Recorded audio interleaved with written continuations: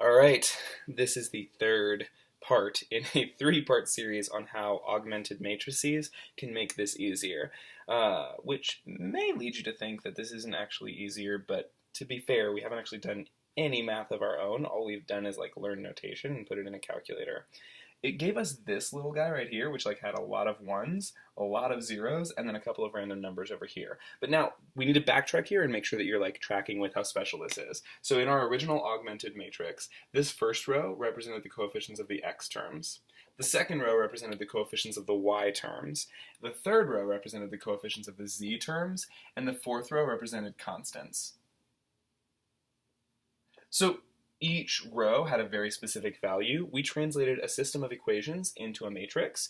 The calculator performed a series of operations on this matrix that honestly were the same operations you would perform if you went through and solved the systems of equations. It's just the calculator is able to do it on its own, which is pretty cool. Then that means that this row still represents an x, this row still represents a y, this row still represents a z, and this row still represents a series of numbers or constants. So if we convert this back to equations, here's what we find. The first one is x plus 0y plus 0z is equal to -2.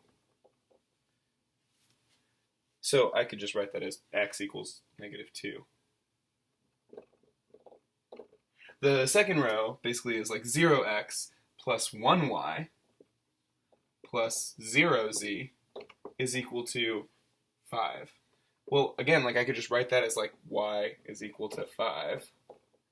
And then the third row is 0 plus 0y plus 1z is equal to 3. Well, I could just write that as z equals 3. So like,